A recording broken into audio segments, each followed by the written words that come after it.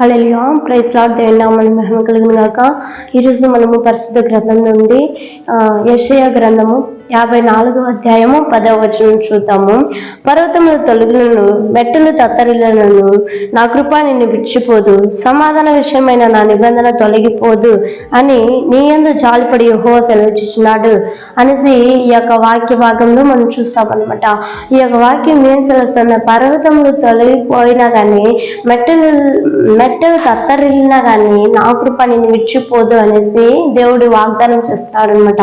ఈ లోకంలో పర్వతం లాంటి ఆ యొక్క కష్టాలు మన దగ్గరికి రావచ్చు, లేకపోతే మెట్టలు తత్తరిల్లినా కానీ అని చెప్తున్నారు అనమాట.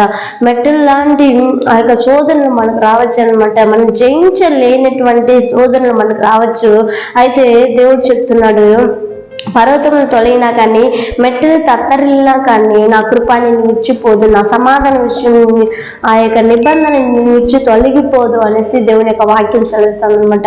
మనకు సమాధానం కావాలంటే మొదటిగా మనము మన ఇంట్లో గొడవలు అవుతుందా, లేకుంటే మన ఇంట్లో సమస్యలు వస్తుందా, ఒకదాని మీద ఒకటి సమస్యలు వస్తూనే ఉందా, ఒక్కదాని మీద ఒక కష్టాలు వస్తూనే ఉందా, అయితే మీరు దేవుని దగ్గర మొరపెట్టండి, దేవుని దగ్గర మోకరించండి.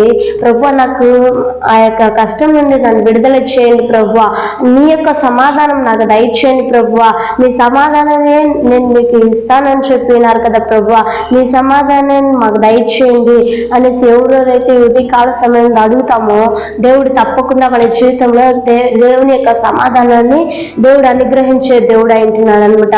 అదేవిధంగా చూసినట్లయితే నోవాహు దినాల్లో చాలా వర్షం వచ్చిందనమాట.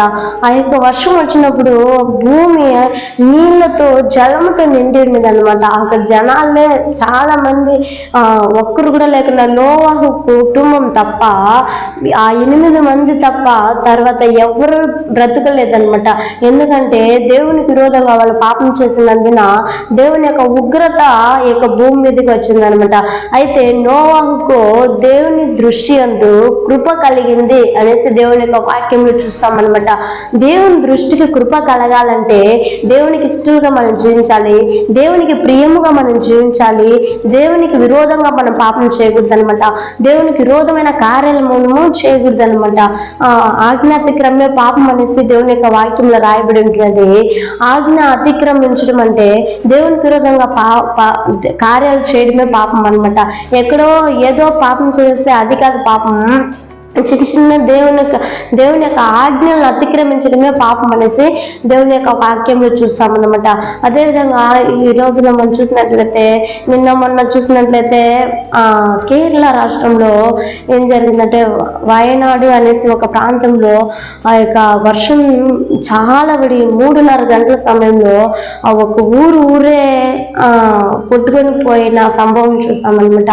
అక్కడ ఉంటున్న ఆ పర్వతాలు, ఆ యొక్క కొండలు చాలా ఉన్నాయంట ఆ యొక్క గ్రామంలో. అయితే ఒక్కటి కూడా అక్కడ కనిపించకుండా అంతా కొట్టుకొని ఊరే చనిపోయినట్టు మనము న్యూస్లలో చూస్తున్నాం అనమాట.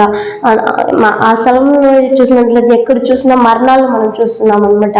కాకపోతే మనం వాళ్ళందరి కొరకు మనం ప్రార్థించాలి. ఉదయకాల సమయంలో దేవుని యొక్క ఉగ్రత ఆ యొక్క ప్రాంతం మీదకి రాకుండానట్లు, ఇంకా మన దేశంలో ఏ యొక్క ప్రాంతంలో ఇలాంటి సంభవాలు జరగకుండా ఉండాలని మనము ప్రార్థిస్తాం. ఎందుకంటే నోవాహు కాలంలోనే దేవుడు చెప్పాడు, ఇప్పుడు తప్ప ఇంక ఎప్పుడు నేను జనులను నాశనం చేయను, జనులను నేను కష్టపెట్టను, సుఖంగా జీవించని అనేసి ఆ యొక్క నోవాహు జీవించిన కాలంలోనే నోవాహుతో కూడా వాగ్దానం చేస్తున్నాడు. అందుకే ఇంద్రధనస్సుని మనకి ఈ భూమి మీద పంపించాడనమాట.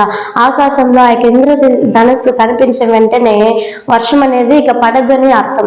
అదేవిధంగా మన దేశంలో ఇంకెక్కడ వర్షం అధికంగా పడకూడదు. ఏ యొక్క ప్రాంతానికి కావాల్సిన వర్షం ఆ యొక్క ప్రాంతానికి అనుగ్రహించాలి. మనం వాక్యం చూసిన రీతిగా పర్వతములు తొలగిపోయినను, మెట్టలు తత్తరిల్లిపోయినను, ఇలాంటి స్థితులు ఎన్ని సంభవించినా కానీ ఆయనకు కృప అనేది మారినట్టుగా ఉంటున్నది అనమాట. ఆ యొక్క కృప అనేది మనం విడువనట్టుగా ఉంటున్నది అనమాట. ఈ లోకంలో ఆయన రాకడ సమయంలో రాకడ రాకముందే ఆ యొక్క కృపను మనం పొందుకోవాలి. ఆ యొక్క కృపా కాలము ఎత్తబడే రోజులు వస్తుంది. ఆ యొక్క కృపను మరలా ఆ యొక్క కృప భూమి నుంచి ఎత్తబడిన తర్వాత నాకు కృపనివ్వండి ప్రభు, నాకు కృపనివ్వండి ప్రభు అనేసి మనం ఎంతగా అడిగినా కానీ ఆ కృప అనేది మనకు దొరకదు అనమాట. కృప ఈ యొక్క లోకంలో ఉన్నప్పుడే కృపను వెతుకుదాం, కృపను పొందుకుందాం. కృప అంటే ఏదో కాదు, అర్హత లేని వారికి అర్హతనిచ్చేదే కృప ఏంటున్నది అనమాట. ఉదయ కాల సమయంలో ఎవరైతే దేవుని దగ్గర యా నీకు కృప నాకు కావాలి ప్రభువా అనేసి ఎవరెవరైతే అడుగుతామో దేవుడు తప్పకుండా ఆ యొక్క కృపను అనుగ్రహించే దేవుడు అంటున్నాడు. ఉదయ కాల సమయంలో మనం అందరూ కళ్ళు మూసినట్లయితే ప్రార్థించుకున్నాము. మహాపరిశుద్ధ ప్రేమల రజానికి స్తోత్రం చెల్లిస్తున్నాం డాడీ. ఎస్యా స్తోత్రం. ఈ లోకంలో ఎన్నో అసంభావిక ఎస్యా సంభవాలు జరిగినను కూడా ఎస్యా మీరు మమ్మల్ని విడిచిపెట్టకుండా మీరు మమ్మల్ని కాపాడుచున్నందుకు స్తోత్రం చెల్లిస్తున్నాం రాజా. ఎస్యా స్తోత్రం. పర్వతంలో తొలగిపోయినను మెట్టలు తత్తరిన నా కృప నేను విడిచిపోదని చెప్పినారు కదా ప్రభువా. ఎస్యా ఆ యొక్క కృపను మమ్మల్ని నుంచి విడిచిపోకుండా రాజా మీరే కంచి వేసి కాపాడమని ప్రార్థిస్తున్నాం డాడీ. అర్హత లేని వారికి అర్హతనిచ్చేదే కృప అని చెప్తున్నారు కదా నైనా. మీరు ఆ యొక్క కృపను మీరు మాకు అనుగ్రహించమని ప్రార్థిస్తున్నాను దేవా. ఈ ఉదయకాల సమయంలో ఎవరెవరైతే యూట్యూబ్ ఛానల్ చూస్తున్నారో ప్రతి ఒక్క బిడ్డకి నీ యొక్క కృపను అనుగ్రహించండి. నడవడానికి మీ యొక్క కృప అనుగ్రహించండి. ఎస్యా మాట్లాడడానికి మీ యొక్క కృప అనుగ్రహించండి. ఎస్యా మా పనులు మేము చేసుకోవడానికి కృప అనుగ్రహించండి. ఎస్యా మేమేం చేయాలన్నా ఎస్యా స్తోత్రం మేమే స్థలంలో అడుగు పెట్టాలని మీ కృప అనుగ్రహించండి.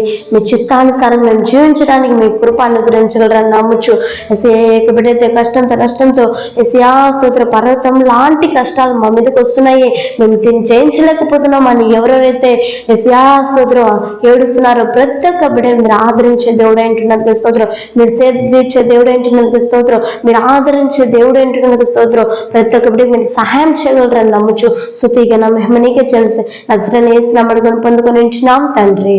ఆమేన్. హల్లెలూయా. Praise Lord. దేవుని నామానికి మహిమ కలుగును గాక. యూట్యూబ్ ఛానల్ చూస్తున్న మీకు అందరికీ ప్రభువైన యేసుక్రీస్తు నామములో వందనాలు తెలియజేస్తున్నాము. ఇంకను డైలీ తెలుగు తమిళ్ 2 మెసేజెస్ మీకు ఆ యొక్క లింక్ మీరు సబ్స్క్రైబ్ చేసినట్లయితే లింక్ అనేది మీకు వస్తుంది. రోజు చూడండి. దేవుని యొక్క ఆశీర్వాదాలు, దేవుని యొక్క దీవెనలు పొందుకోగలరు. వాక్యానుసారంగా జీవించండి. దేవుని యొక్క ఆజ్ఞలను గైగొనే వారిగా మనమందరూ ఉంటాం. ఆమేన్.